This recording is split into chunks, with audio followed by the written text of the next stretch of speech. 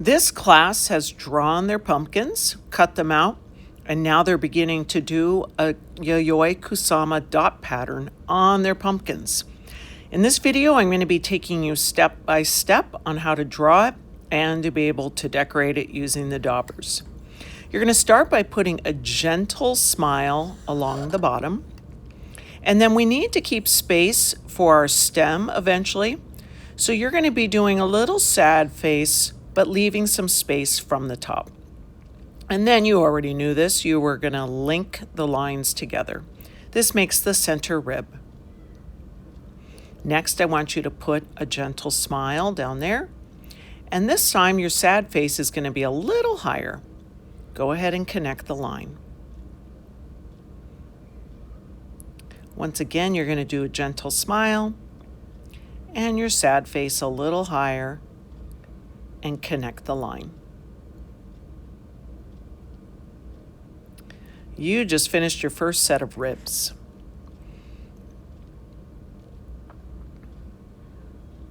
Now you're going to do your sad face even higher. And this smile is going up and a little sideways. And go ahead and connect it. And of course, you're going to do the same thing on the other side. You got your smile and you'll connect the line. For many of you, you are probably done. You have plenty of space, but if you still have space on the side, you can just add a little bump coming out the side there to make your pumpkin a little wider. Now you're going to do 2 lines going up. You can make them even longer if you have space. And then you're going to put an ellipse or an oval there along the top. You can make these 2 little sad faces in the back. There's actually 2 different ways that you can do it. But you're going to go ahead and make those so that it looks like a real pumpkin and the ribs are still showing behind the stem. And now you can go ahead and cut it out. If you finish cutting and other people are still cutting theirs out, here's what you can do. You can throw away the scraps, you can put scissors away, you can clean up, you can wait patiently, but do not start to take the lid off the daubers and make your patterns. For that, you need to wait. So we're ready to move on, and I want us to look at Yayoi Kusama's very particular pattern. She starts with large dots going down the center, smaller dots going in a line on either side, and she continues that pattern going smaller and smaller until the entire rib is filled. We're going to start right now using our dauber to make that center line of dots. We're going to be keeping our dots nice and close together, but hopefully not overlapping. If they do, it's not the end of the world. But as we continue to work, we're going to always be assessing how large should we make that center row of dots. It just depends on how wide your rib is. When you're finished, you're going to stop. Now it's time for us to work on the next row. So you're going to push down and squeeze. And for this row, you are probably not going to be drawing a circle. And you'll do it on both sides. If you don't have space, you could be doing this with a Sharpie. Now we're going to start on the 3rd row.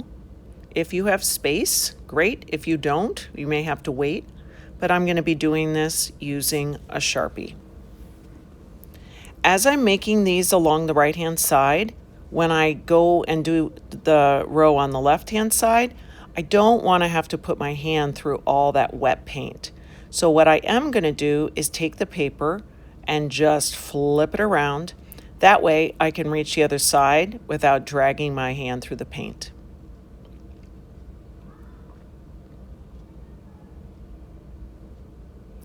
So as we work along, you're going to be taking this rib by rib, doing the exact same pattern. Like I said before, as you continue to work, you may decide that in a certain rib, maybe that center bit of circles would be smaller. Maybe it would be that you would use our big sharpies to make a row of circles. What you're not going to do is suddenly become like quick and just start stamping polka dots all over the place. No, no, no, no. That would just be so sad. The care that you took on that center rib and how good it looks right now, I want you to give the same care to each and every rib that you work on.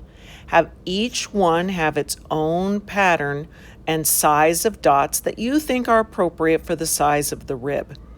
When you take your time to do this, it's incredibly relaxing, and maybe your teacher can put on some music for you, and you just start to work on that dot pattern, having the center row be the biggest dots, and then from there you're doing a line of dots on either side, gradually getting smaller and smaller.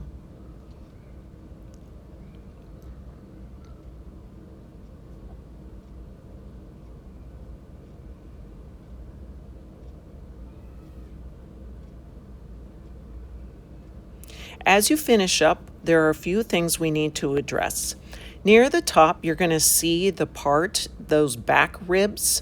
You're going to be putting circles on those as well. I found it was easier to have my pumpkin upside down to do this part. You're just going to do the same yayoi pattern. Now for the stem, I want you to see that on this example, there are black dots on the pumpkin, but yellow dots on the stem. The way that you can accomplish this is by drawing some large circles next to each other on the stem, and then you just fill in the space in between. Just like that, you have orange dots on a black dotted orange pumpkin. And then on the top, it's got this cool little pattern that we always see on her artwork. As you continue to work, we can leave this graphic up there so that you can see the technique for coloring in the stem, and then also the detailing on the stem and all the patterns on the pumpkin.